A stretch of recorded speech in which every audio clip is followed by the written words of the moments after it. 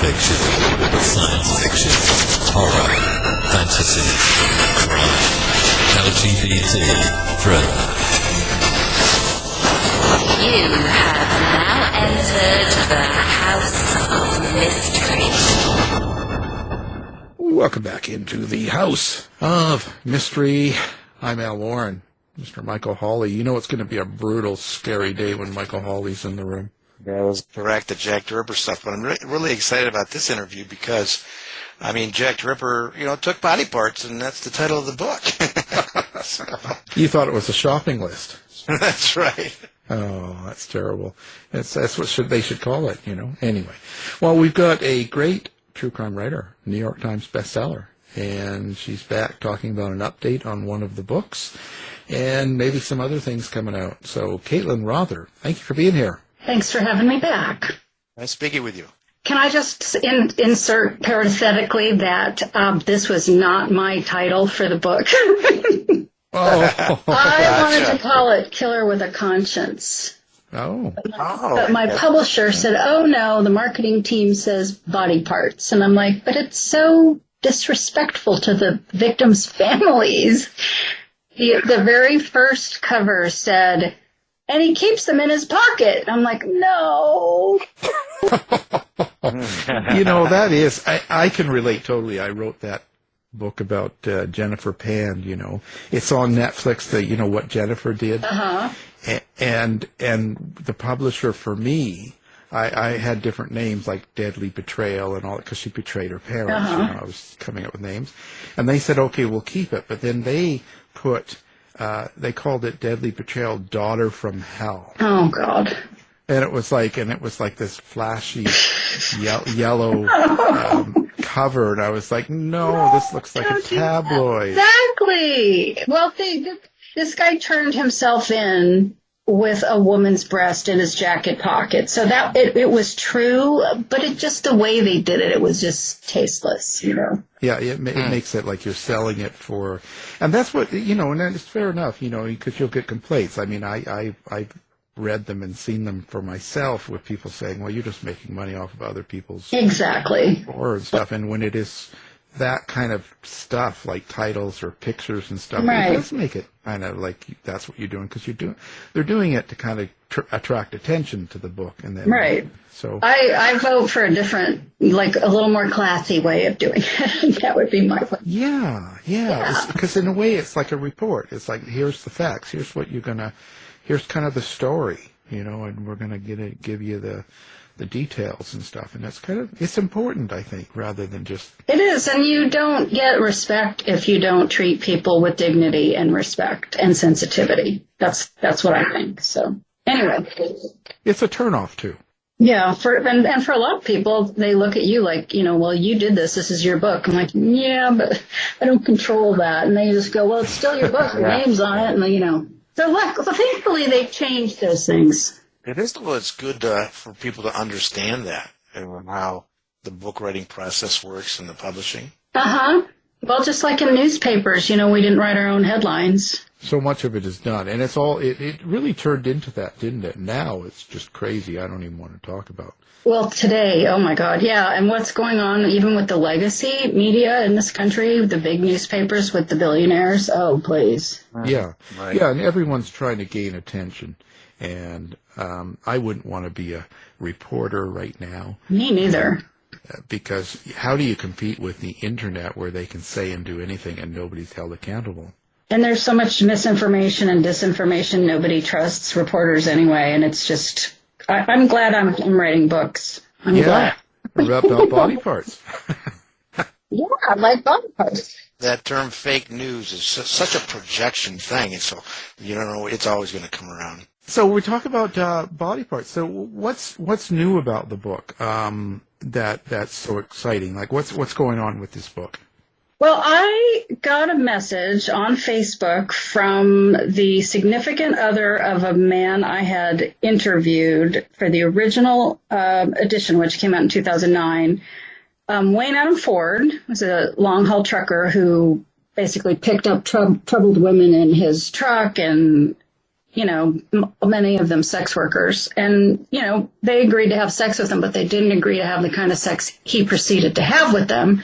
So he would take them in the back of the truck, have this rough sex. He would choke them, cut off their oxygen in the carotid artery, and bring them back with CPR repeatedly while torturing them in addition. So it was very, horrifying. I can't imagine dying that way.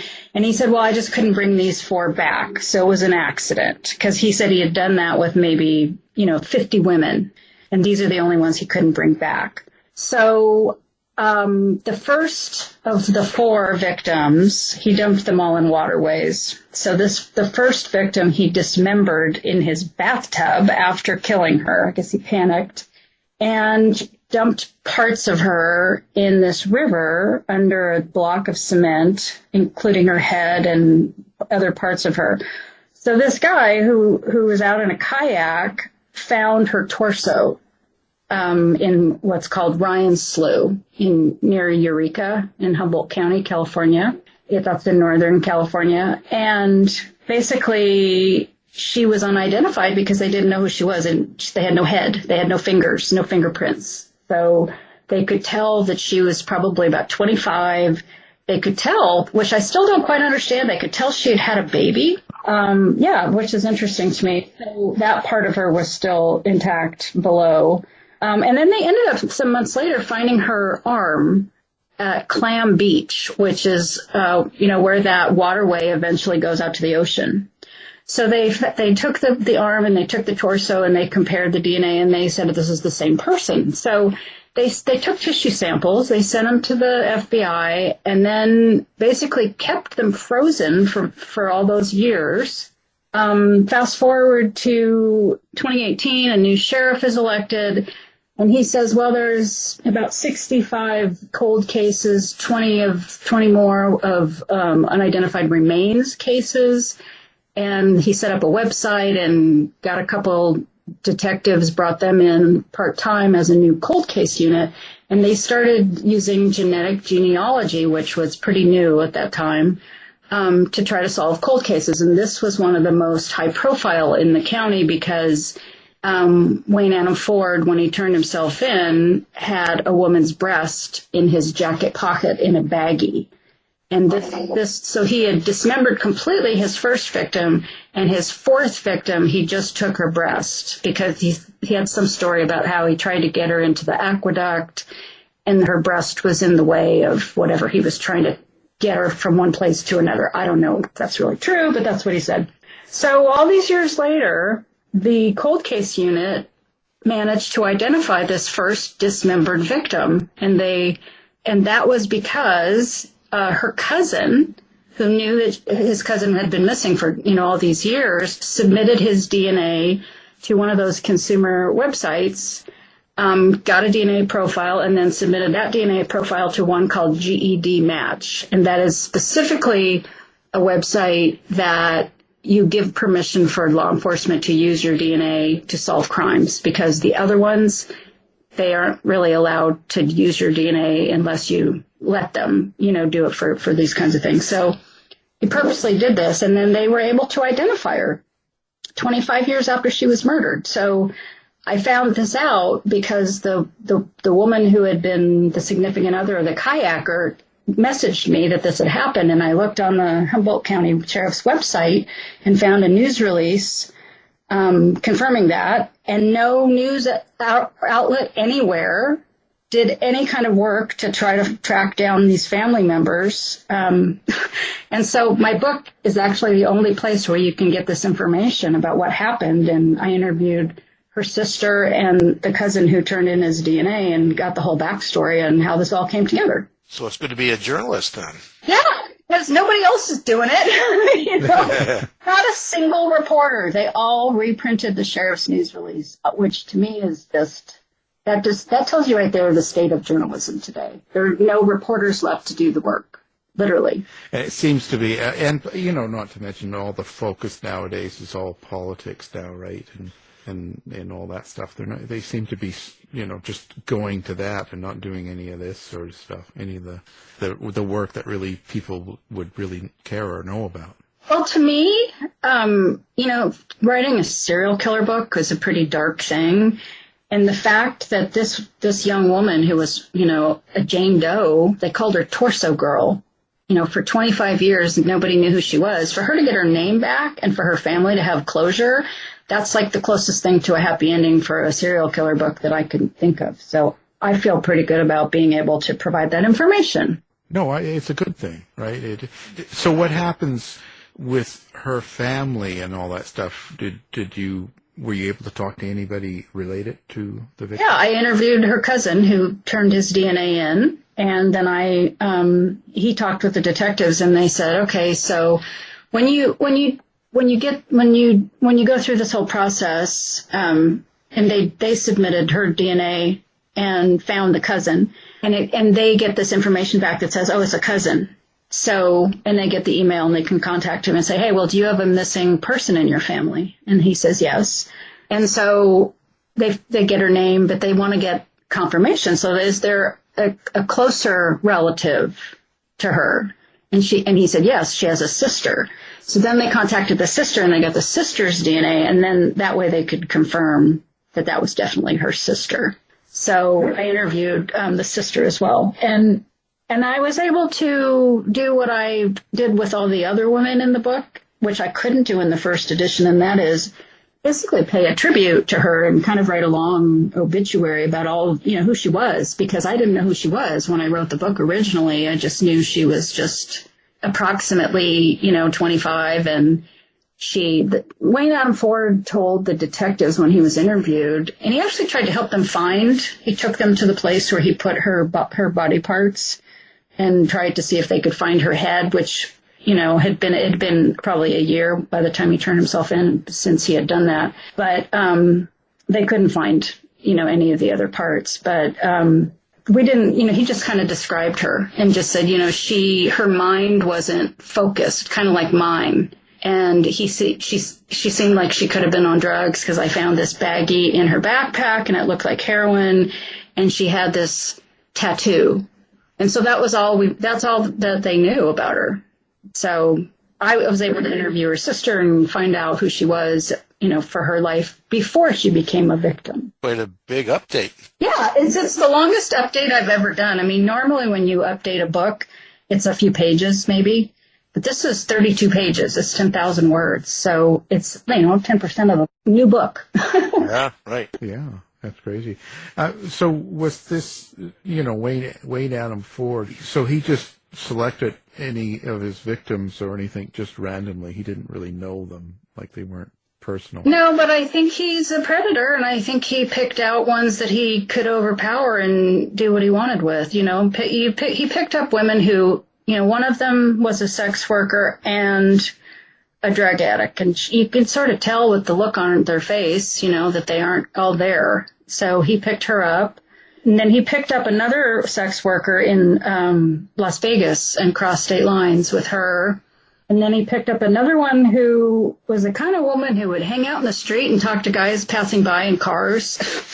So she was doing some drugs too. And she was a single mom. I think she'd had a couple kids with a couple different people. And she would let the guy at the liquor store feel her up for, $10 or whatever. So she wasn't technically a sex worker. But so these were the kind of women that they'd get into his truck and they agree to have sex with them. And they would listen to him talk about his woes. He had this whole thing about, my ex-wife won't let me see my son and da-da-da-da-da-da, which wasn't exactly true. He just saw himself as a victim, and he was, acting out with this anger and victimization that he felt, which was not even really real. So he was a very, very messed up guy. When I was listening to the interviews with him that he did with these detectives, like he said, he admitted he really wasn't all there. His brain was not really functioning well. He was crying a lot. He got confused. I mean, when you have sex with all 50 women and you do this to all of them, he couldn't remember which one was which necessarily. And so they were trying to pin him down because there were detectives from 4 different counties who came to interview him. They found these bodies of these women in waterways. So 2 of them were in the California aqueduct where, he'd dump them after he killed them. He'd take them in his truck and he'd drive for miles away from where he'd picked them up. and dumped him in in another place. He's a classic sadomasochistic serial killer. Sadistic. He's sadistic and he's also masochistic. Yeah.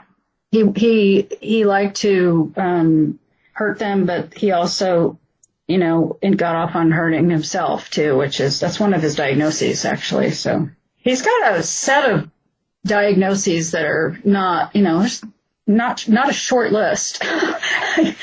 So he's definitely, he also had a pretty serious brain injury. So, there are a lot of people on death row who've had serious head injuries. That's actually a pretty common thing for killers.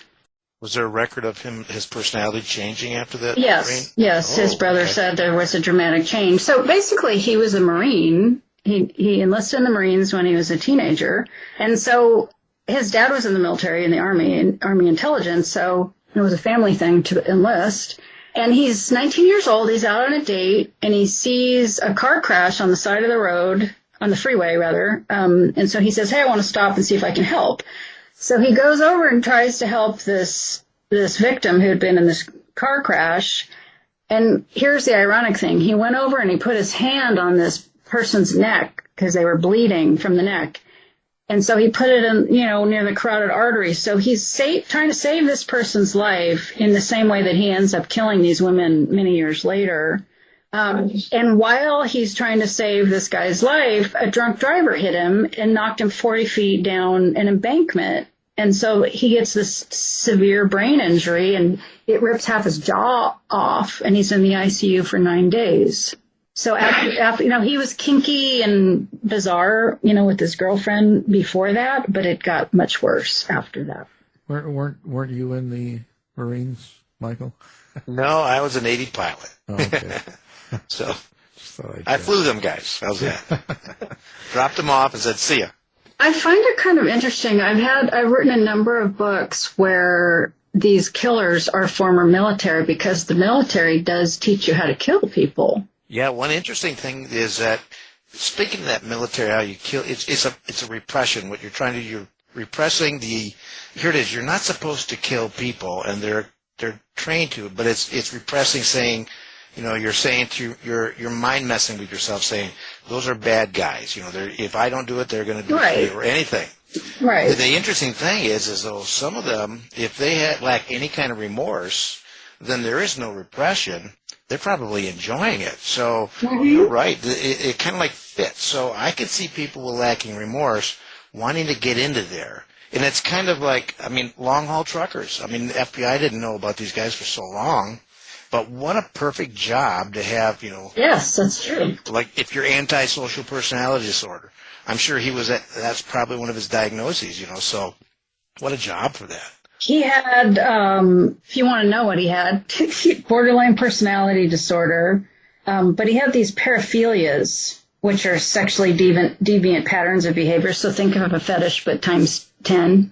The sexual sadism, like you mentioned, the masochism, voyeurism, exhibitionism, pickerism, which is where you get sexually aroused by sticking needles into a body part, which, in his case was breasts. He was obsessed with breasts. And so he also had partialism, which is an intense focus on one body part, which again were breasts. So his girlfriend, and who later became his wife, he'd have sex with her and cut out holes in the sheet where her breasts could poke through so he could look at them while, stuff like that. Just really creepy, weird stuff. It was a dark period writing this book. I was just, wow, this is deeper and darker than I really was prepared for. But I had a contract and I was going to finish the book. Well, the nice thing is that this edition you have is now humanizing one of these victims, which is really nice. Yes, thank you. Yeah, so now you know who she was, and her sister thinks, well, yeah, she probably, she asked for a ride to the beach, apparently. That's what he said. She was hitchhiking, and she's like, hey, are you going to the beach? And he said, oh, sure, he could take her to the beach, and who knows if they went to the beach or not, but, and her sister said, yeah, she probably did agree to have sex with him, because she was involved with the rainbow gatherings. Are you familiar with that?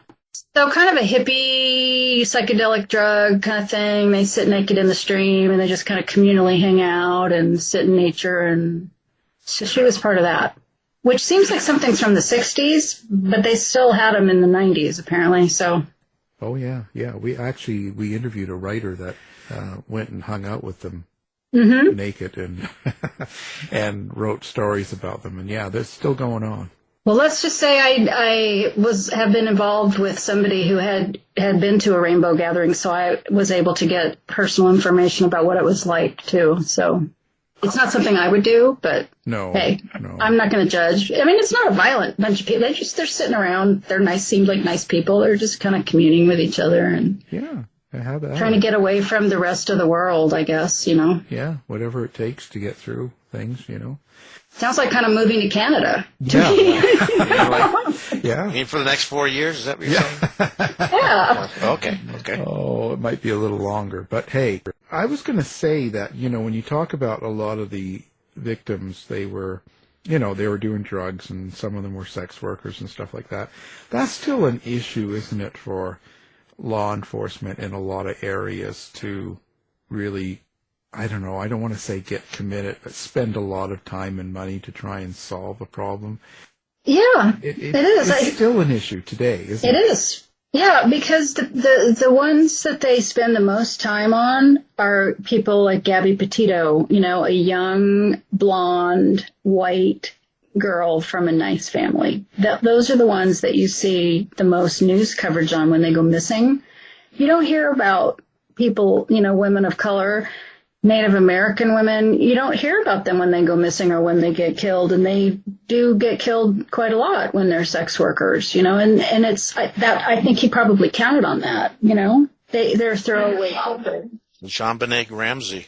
Right, yeah. JonBenet Ramsey. Well, JonBenet Ramsey was also so young, so. When you did this book, and even now the update, what does that do to you? Like, how do you overcome writing something like this and going through the details and going through the feelings, and especially when you're writing about a victim, especially now that you've humanized one, and, right. And stuff, and you kind of get to know a little bit about them, who they were, and some things you might relate to as a person, human, right? And it's like, so what does this do to you, or how do you kind of resolve this sort of situation? Well, it's interesting you ask, because when I was writing this book originally, I was in a different part of my career. I had recently left a newspaper where I was an investigative reporter. I'd been working in newspapers, daily newspapers, for almost 20 years. And that was a grind. And I thought, well, it would be less stressful if I went and wrote books instead. So this was my fourth book, I think, third or fourth book. And it just seemed like an interesting story. It's a serial killer who turned himself in. I mean, I've never heard of that before. That seemed really compelling to me. But because it was my third book and I had this book and the previous book back to back, I did not have any time off in between. And that other book had been a very difficult book with a very difficult editor, and I ended up having to cut a lot at the last minute. Very stressful. And I had saved up in my body, apparently, a lot of physical damage from day-to-day stress of being a newspaper reporter. It's fun while you're doing it, while you're young, but you're living on adrenaline and you're drinking wine and coffee, and you're kind of a hard life, and I had a high-profile beat where I was doing big stories and expected to do them really quickly, and they were complicated, and they were about important people who would get upset if you said anything that they didn't like, which was, most of my story. So I came into this with my body not in the best shape, and then basically I had to write this whole book. It was 9 months where I was basically in chronic pain. So I was seeing an acupuncturist 26 times. I had to see an acupuncturist. My back was in spasm, my arms, my wrists, everything was sore. I had inflammation. And she said, I really think this book, the content of this book is doing this to you. And I said, oh, no, it's really, I can handle it, but I think she was probably right that this book was very difficult. And it was how ironic that Hikarism was going on in your book while you're getting Well, this is what's even more ironic is this. I was seeing a holistic doctor who kept putting needles in my back with this stuff that wasn't actually steroids. They were trying to do some kind of more natural stuff, but they kept stabbing me with needles, and it's like, that's injury in and of itself. I finally just said, will you just give me the damn steroids, the cortisone, please? Were they smiling, giggling? He's like, your back is just like sand. I'm like, okay. So anyway, I was not in good shape. So it did a number on me, and I had to recover. It took me I had 18 months of this. So I finally recovered, and I now, have learned how to work differently. And I also I also said I'm never going to write a book like this again, because it was so dark. And, writing true crime over time, it does really take a toll, because cumulatively, it's a really stressful job to be in these killers' heads, and people that you interview, they're traumatized, they're stressed out, or, they're busy, and then more recently, they just all want to get paid, and they think you should pay them to interview. And I'm like, well, I'm a news person. I don't do that. I'm not a TV. You got to be like me. That I lack remorse, so it doesn't bother me. Well, it's just difficult because I can't get cooperation. So, I basically started switching over to write fiction, thrillers. And so I'm using all this information that I've learned about detectives and homicide investigations and killers, and I'm fictionalizing it. And guess what? It is so much more fun and so much less stressful, and I'm happier, honestly. So I have another true crime book coming out in June, which we can talk a little bit about. But next year, I've got a brand new series of thrillers that's starting up, and I've got 2 under contract, and I've got 2 more that I've written that I'm still kind of editing and working on, and I'm hoping to get another 2-book contract and keep going with that. So that's kind of how I've evolved. Yeah. From pain to, Pleasure.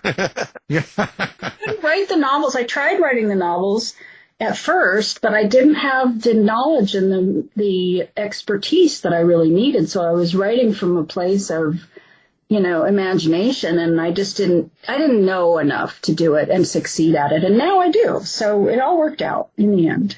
Yeah, no, I'm in the same place, and I've got some fiction coming up. I think you gain a confidence in characters because you've run across a lot of characters and dialogue and how they are and who they are, and and you're more confident now because you can kind of go, yeah, this is a real sounding character or a real sounding murderer or detective in a book that you're writing. Then it's not just made up. You know what I mean? You kind of. Well, I have these transcripts. I have audio and transcripts from a number of books where I've listened to the detectives interviewing the killers, and so I can hear how they talk. And I've interviewed the killers and the detectives myself and interacted with them, and, I've got the knowledge now. It's part of it. It makes a big difference, a huge It difference. does. Yes. So your new book coming out in June, let's give a little round about that, because that's what you're kind of working on there. That's called Down to the Bone. A missing family murder and the elusive quest for justice. Thank you. And the elusive quest for justice. Yes. That's a mouthful. Say that 5 times fast. Yeah, that's what. It's about the McStay family murders. So the McStay family was a family of 4, a mother and a father, Joseph and Summer McStay, and their 2 little boys, Gianni and Joseph Jr. And they lived in Fallbrook, California, which is in San Diego County. They had just moved there from San Clemente, which is Orange County, the next county to the north. And they lived at the beach, and Joseph was a surfer.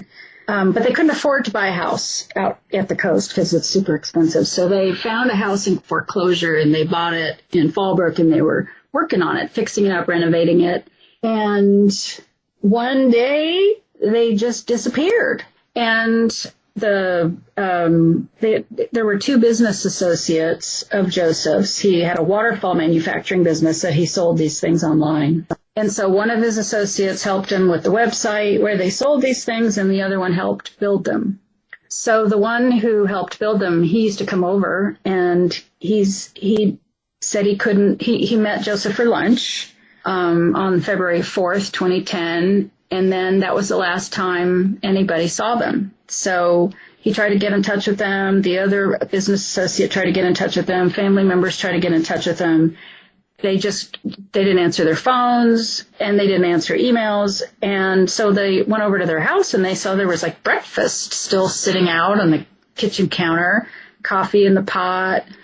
The dogs were in the backyard with no food and no water. And normally they slept inside overnight. Summer left her prescription glasses and her favorite Ugg boots. She had 3 pairs of them. They were all in the house. And one of their cars was missing.